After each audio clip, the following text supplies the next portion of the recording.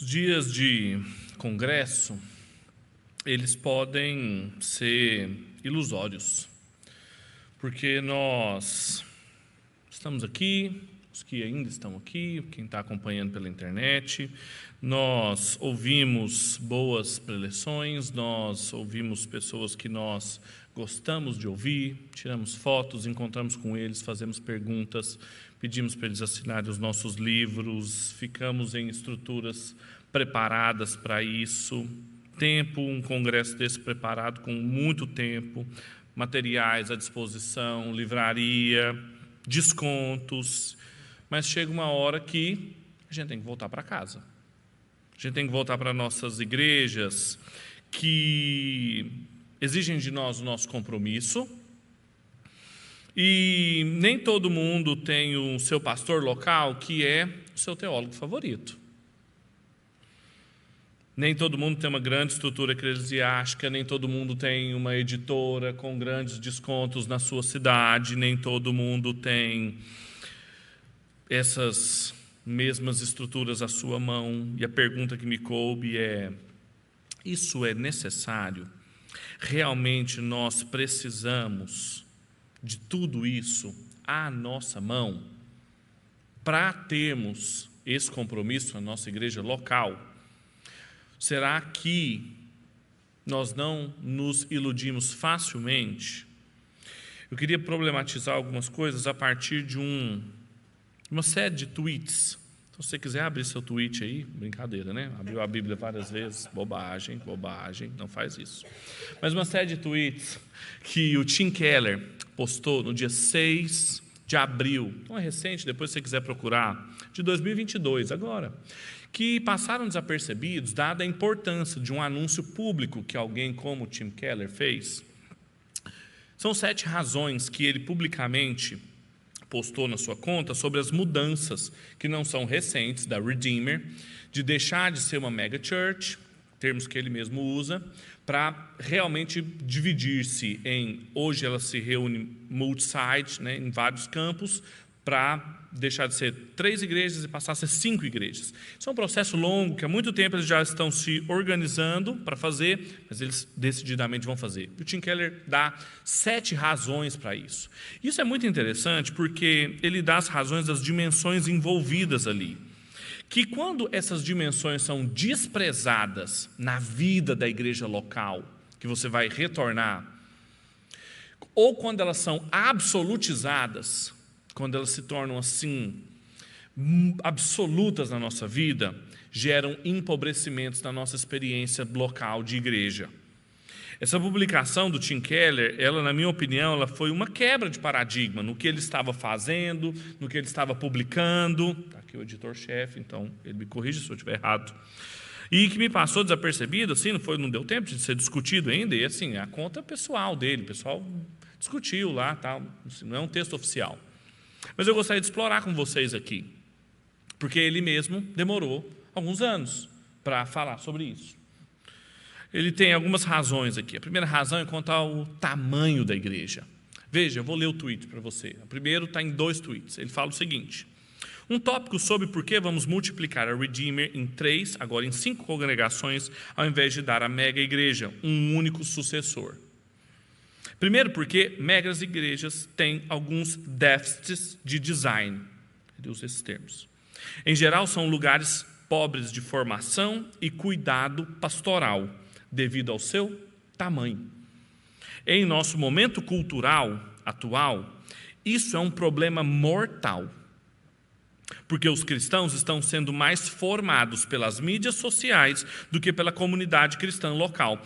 Precisamos de comunidades densas, e tamanho de nossas igrejas contribui para isso. A primeira razão diz respeito a tamanho. Veja, o que vem acontecendo na Redeemer há mais de 20 anos é o que um amigo meu discutindo sobre isso, a gente fez isso num grupo pequeno, que é o Guilherme de Carvalho, ele ilustrou que é dividir o bolo em cupcakes. Pega o bolo, divide em cupcakes. Pegou em 5, dividiu. Por quê? Porque o Keller ele assume que existe um déficit de design, ou seja, tem um déficit de formação cristã, de discipulado, de ministério, de cuidar da formação das pessoas, de fazer as perguntas das pessoas que chegam, de discipulá-las, de ver como que elas têm uma compreensão sobre o que é necessário para você ser salvo e você trabalhar isso na vida dela, até cuidado pastoral, visita, aconselhamento, tamanho atrapalha, porque é cada vez mais pobre isso. E ele chama isso de um problema mortal. Isso não é algo simples. Quando as pessoas estão sendo formadas por mídia social, quando as pessoas estão procurando isso em caixinhas de perguntas, quando as pessoas estão procurando isso no Instagram, no YouTube, na rede social. Isso diz respeito a nós. E daí ele termina dizendo que nós precisamos de comunidades densas, de comunidades com robustez. E o tamanho das nossas igrejas contribui. Ele não diz que é fundamental, que não é possível igrejas grandes terem isso, mas ele diz que contribui. Não se trata de defender igrejas minúsculas. O reverendo Augusto Nicodemos escreveu um texto há muito tempo, em 2007, que depois está presente num livro dele, que a editora Mundo Cristão publicou, que chama 10 motivos por quais pastores conservadores costumam ter igrejas minúsculas. Ainda bem que foi o reverendo Augusto que escreveu sobre isso. E ele diz o seguinte: quando eu digo igrejas minúsculas, eu estou citando o reverendo Augusto, refiro-me não somente ao tamanho, mas à visão, ao envolvimento na evangelização e missões e a diferença que fazem. Não é tamanho somente.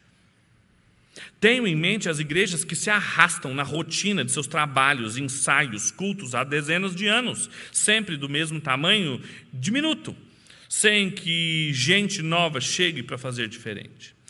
Fim de citação, e com certeza o Keller não pensa nisso quando ele diz que precisamos de comunidades densas. Então pense nisso quando vocês voltarem. Isso é um bom objetivo, depois de tudo que vocês ouvirem aqui, para contribuírem com a densidade da igreja de vocês. Mas ele não fala só isso, ele fala também do sucessor. Uma das razões da divisão, a gente pode fazer assim, ou da fragmentação, é o sucessor. Ele fala o seguinte: como as mega igrejas elas crescem sobre um fundador, elas geralmente não são sustentadas para serem dadas a um sucessor. Essa pessoa é sempre excessivamente e às vezes duramente comparada em todos os sentidos ao fundador, e é um perde-perde para eles e para o movimento.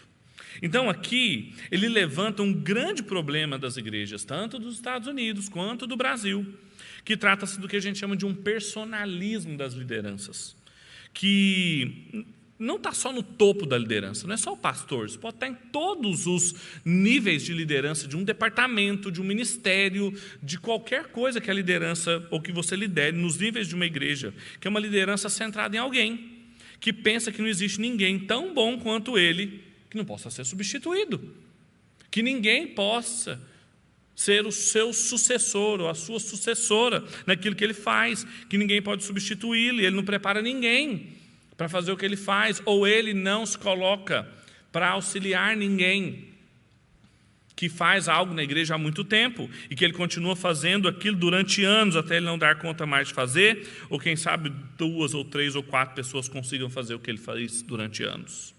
E isso gera esse ambiente que ele falou de comparação, que é um ambiente que todo mundo perde, é um ambiente que o sucessor perde, é um ambiente que a igreja perde.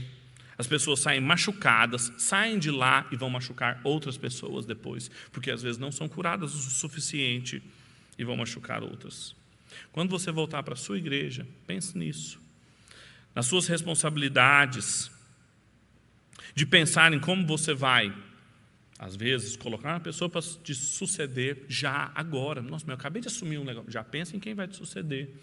Às vezes, num acidente, numa possibilidade de você não estar lá, de Deus te colocar em outro lugar, ou quem você irá suceder. Coloque-se para ajudar alguém. Isso leva a um problema imediato, que é o plantador. Ele fala, a terceira razão, o quarto tweet, porque as mega igrejas tendem a crescer rapidamente sobre um fundador. Elas geralmente dependem muito dos dons e da personalidade desse fundador. Então, quanto mais cedo essa dependência viciante for quebrada, melhor. Veja, aqui o problema do personalismo, evidentemente, é retomado. Aqui fala sobre, evidentemente, da personalidade dele. É importante trabalhar os termos, como o Jonas colocou, personalismo e personalidade. São coisas diferentes. Nem toda personalidade precisa transformar-se numa dependência viciante, como ele falou, para dar lugar numa liderança personalista. Mas é claro que numa igreja em que não se trabalha isso, pode-se dar rapidamente lugar a esse tipo de liderança centralizada.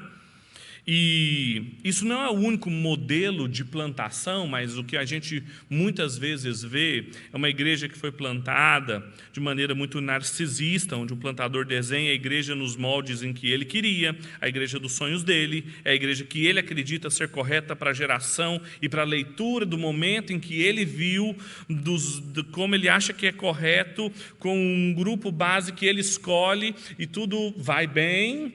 E vejo, é assim que o Keller descreve aqui, tende a crescer rapidamente, então não deu nenhum problema, foi tudo indo muito bem, e de repente essa igreja depende da visão dele, da maneira como ele viu todas as coisas acontecerem. Isso pode gerar uma dependência viciante que ele vê precisa ser quebrada. Quanto mais rápido, melhor, ele diz. Quando o problema que existe é que uma dependência viciante é que quando isso gera um problema, por exemplo, na família desse líder, com ele, com os outros líderes, uma doença, uma decepção, um pecado, um problema familiar, a igreja está vinculada de tal forma, ou ao conselho, quando o conselho inteiro é um amigo dele, está tudo de maneira vinculada tão visceral, patologicamente ao plantador. Pense nas outras duas dimensões, a do tamanho e a da comunidade. Ela não é densa o suficiente para se sustentar na ausência desse líder. Eu me lembro sempre da história do Abraham Kuyper, quando ele sai da Universidade de Leiden, chega na igreja, ele não é crente ainda, ele não é nascido de novo. A igreja é densa o suficiente para receber um pastor que não é nascido de novo, e ao invés de ela devolver, falar assim, mandem um pastor crente, fazendo um favor, porque esse aqui veio com um defeito. Ela é tão densa que ela ora por ele, dá boa literatura e espera ele ser alcançado por Cristo, e é o que acontece. É uma comunidade densa, na sua simplicidade, uma comunidade rural, do interior da Holanda, do século XIX. O que esperar de uma comunidade dessa? Ela tinha um evangelho, ela era densa. Só que quando a gente não tem essas outras dimensões que eu mencionei, comunidade densa, um sucessor, aí a gente tem a dependência patológica. Quanto mais rápida ser quebrada, melhor. Quarta razão que ele menciona é a transição. Porque muitas vezes o fundador passa a ver a igreja como sua posse pessoal e a extensão de sua personalidade e autoimagem, e uma extensão da sua personalidade e autoimagem. Muitas vezes eles nunca querem sair, nem sabem como sair. Não sabem fazer a transição. E é bom sair mais cedo ou mais tarde, como uma disciplina espiritual. Transição. Aqui existe uma espécie de dimensão confusa das esferas, tratando a igreja como uma espécie de dimensão econômica. Muitas vezes a gente acha que confusão da dimensão da economia dentro da igreja é só teologia da prosperidade. Nem sempre. Quando a gente trata a igreja como nossa, como posse, é uma confusão de ordem econômica. É uma decorrência, inclusive, do modelo narcisista, porque foi uma iniciativa privada. Eu comecei, é o meu negócio, é minha. Foi um CPF que iniciou aquilo, é uma espécie de negócio de família, está ligado à minha autoimagem, e se a igreja vai bem é porque foi iniciativa própria. Está ligado a mim. E se ela vai bem, eu não quero sair dela nunca. Não sei nem como sair, porque é o que eu fiz a vida toda. Eu não sei fazer outra coisa. Eu acordo, durmo, penso nela o dia inteiro, é só o que eu sei fazer. Agora também, contrário senso verdadeiro, porque se vai mal, E ela funda, a minha autoimagem também vai para o buraco. Só consigo sair quando ela vira, entre aspas, um problema. Aí um outro grupo entra em ação, uma aliança de igrejas, um presbitério, um concílio superior entra em cena. E aí esse indivíduo, essa dependência patológica entra em cena. Só que não é sobre ele. Quando nós voltarmos para as nossas igrejas, nós temos que lembrar que não é sobre nós. A igreja não é sobre nós, eu e você. Ela não é um projeto pessoal, narcisístico. A igreja não diz respeito a um negócio familiar, essa cultura da startup, do empreendedorismo, do negócio que eu iniciei, meu projeto para a minha geração. Transição, sustentabilidade dos processos diz respeito a uma comunidade, a história da redenção do povo de Deus, a minha pequena e fragmentada história que eu fui inserido pela graça de Deus, do povo que Ele tem formado ao longo da história. Não é sobre mim. Uma quinta razão, são só 7. A diversidade, ele menciona a diversidade. Isso é muito importante no contexto de Nova York, diz um pouco a respeito daquilo que é sobre a pluralidade que o Jonas falou. Por conseguinte, eu consegui entregar a Redeemer um grupo mais diversificado de líderes, em vez de um americano branco. A Redeemer agora será liderada por pastores e irmãos chineses, coreanos, britânicos, nagamaneses, libaneses. Todos, embora solidamente unidos na teologia reformada, trazem suas distintas e enriquecendo a perspectivas culturais e experiências e sabedoria. O contexto de Nova York ele é muito mais sensível às questões de multiculturalidade, de migração, e com isso trazem também questões muito mais inflamadas para as questões étnicas, políticas, tudo aquilo que nós mencionamos. E em cada clamor que as ruas levantam, nós precisamos também enxergar perguntas que precisam de respostas. O reverendo Ronaldo levantou essas perguntas aqui no primeiro dia. E como que elas podem ser respondidas sem precisarmos abrir concessões? Eu me lembro de uma forma que o Albert Wolters, no seu livro Criação Restaurada, quando ele introduziu dois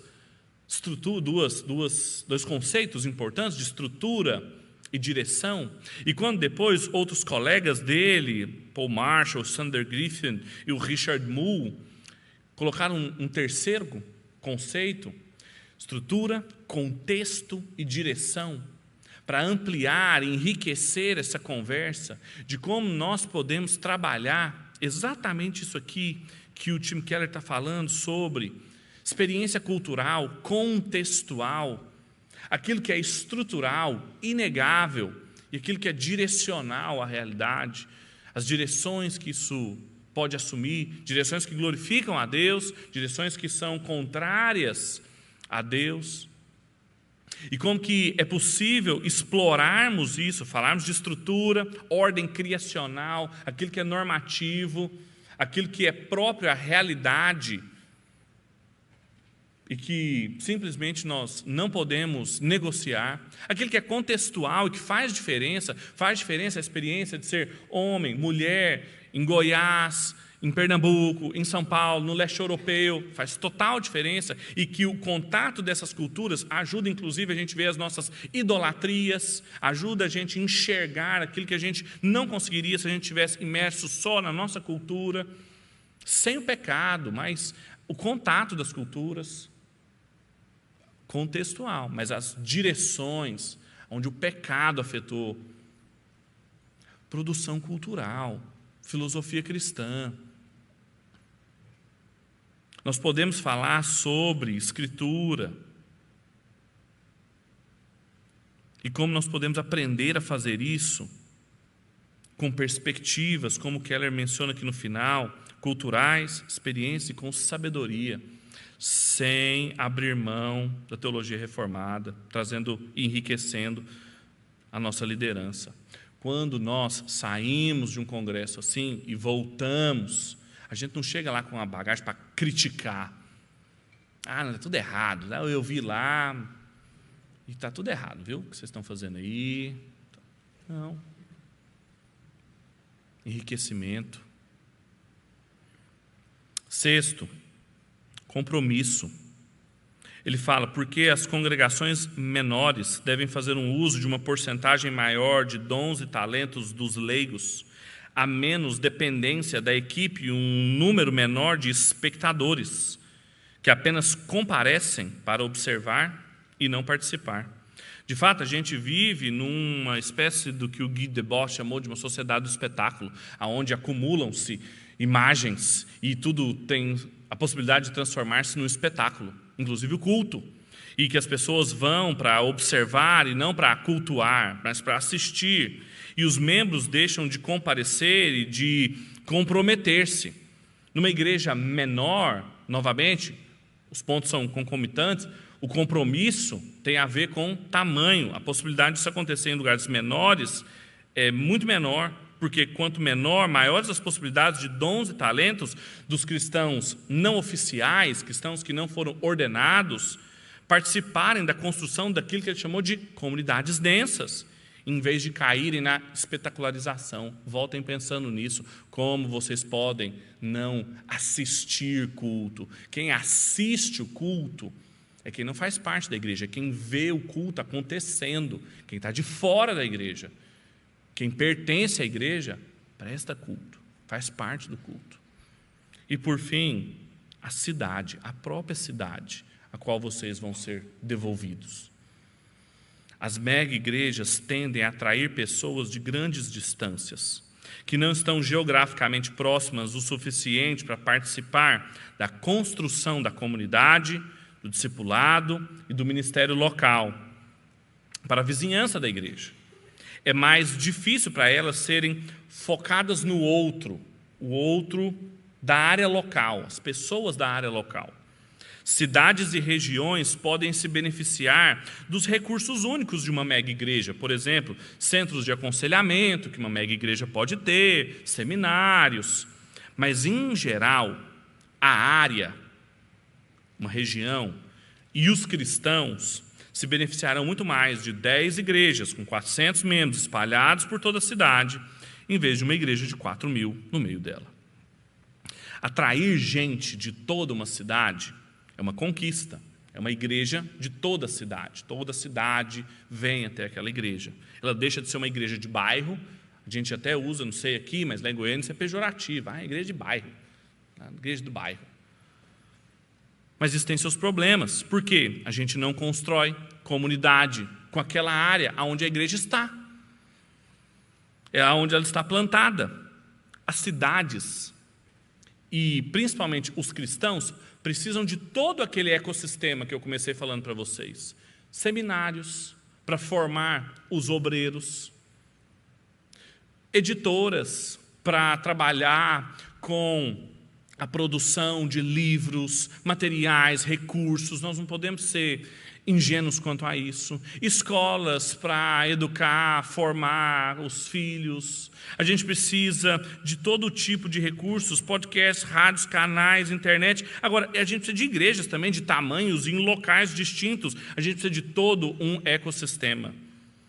Entretanto, existem coisas que igrejas conseguem fazer, mas que somente alianças de igrejas conseguem dar. Um seminário, centros de aconselhamento, que é muito mais comum nos Estados Unidos do que aqui. A gente, geralmente, é um pastor que nos aconselha, um grupo de pastores que nos aconselham, mas alianças de igrejas podem fazer isso melhor.